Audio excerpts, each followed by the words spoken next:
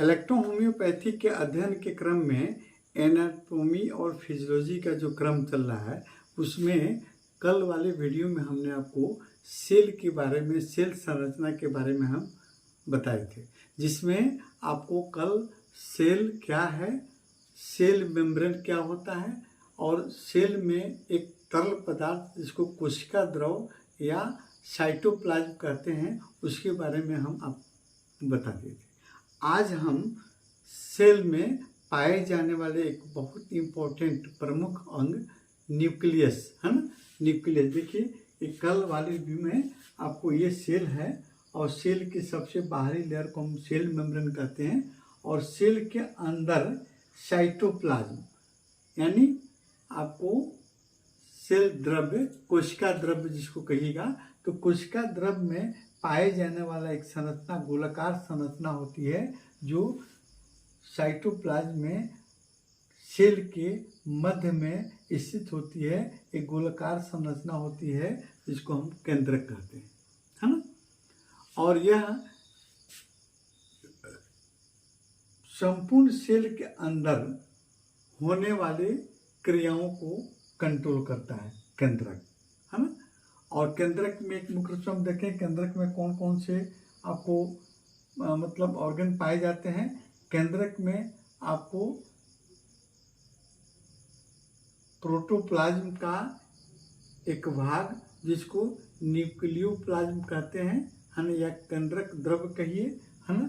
उसके अंदर में न्यूक्लियस होता है और उसमें क्रोमैटिन धागे के रूप में एक संरचना होती है जिसको क्रोमैटिन कहते हैं, है ना।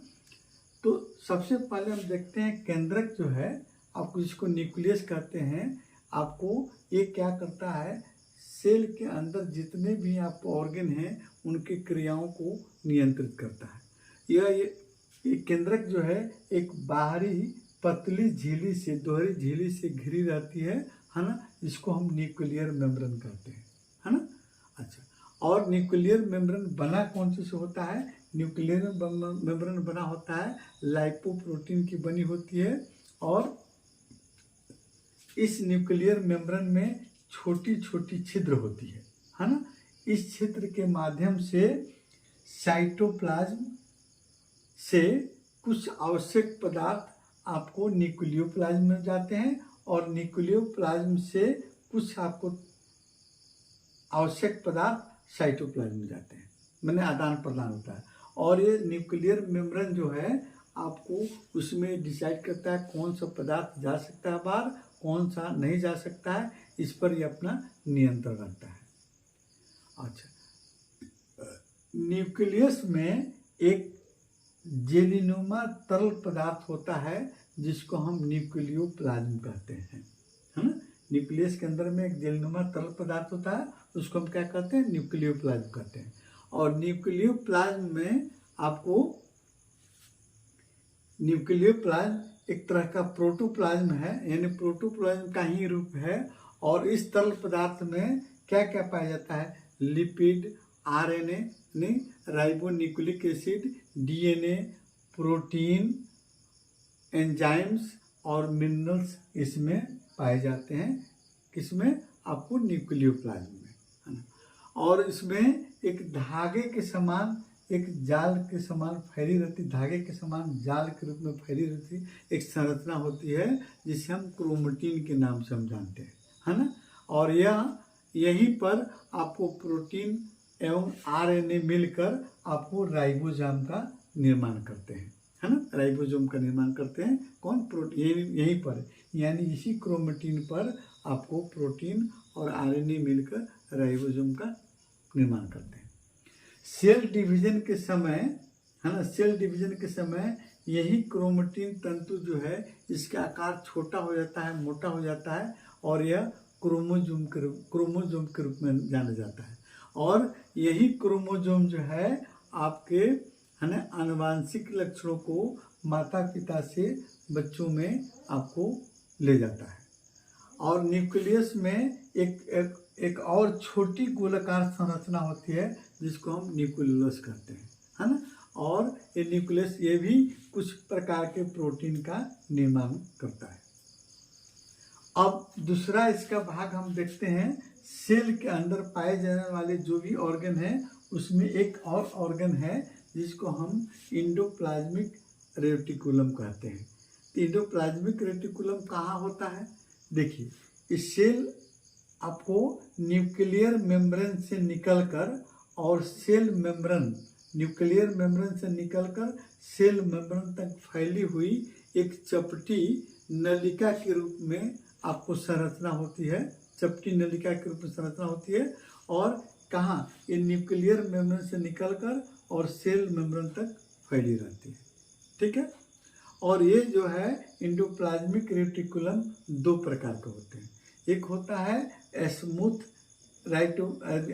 स्मूथ इंडोप्लाज्मिक रेटिकुलम और दूसरा होता है आपको रफ इंडोप्लाज्मिक रेटिकुलम। देखिए यहाँ फिगर में आपको स्मूथ में इसमें कहीं जितने भी आपको नलिकाएं होती है, चपटी नलिकाएं, इस पर कोई आपको अन्य संरचना नहीं है, बिल्कुल ये चिकना है, स्मूथ है ना।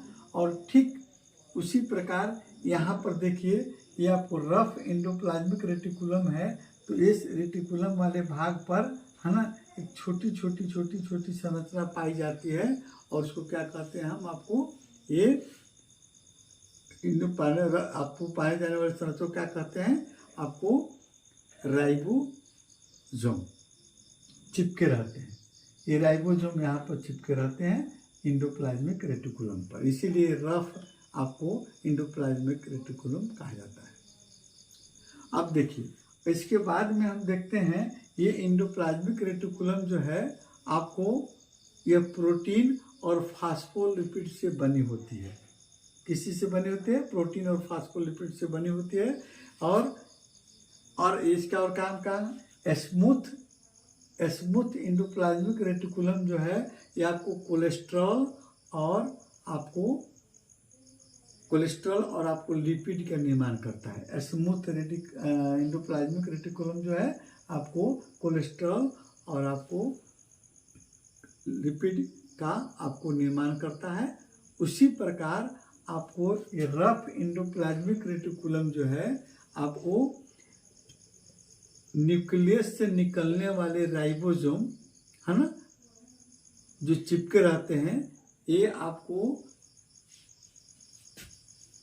प्रोटीन और कार्बोहाइड्रेट का संश्लेषण करते हैं, यानी निर्माण करते हैं। कार्बोहाइड्रेट और प्रोटीन का निर्माण करते हैं कौन? आपको इंडोप्लाज्मिक रेटिकुलम पर जो क्रोमोसोम फैले रहते हैं, राइबोसोम जो फैले रहते हैं, ये आपको प्रोटीन एवं कार्बोहाइड्रेट का निर्माण करते हैं। और स्मूथ और साथ साथ में ये जो है स्टोमक में आपको HCl का भी प्रोडक्शन करते हैं, है ना। अब देखिए, और इन ऑर्गन पर भी आपका इलेक्ट्रोहोम्योपैथिक औषधियाँ S ग्रुप की है ना, S1 से लेकर S5 तक है ना, S10 है ना, S ग्रुप की सभी औषधियों में आपको S1 है ना प्रमुख रूप से, और आपको कैंसरसो ग्रुप यानी C ग्रुप के औषधियों में C1 आपको ज़्यादा लाभ करती है।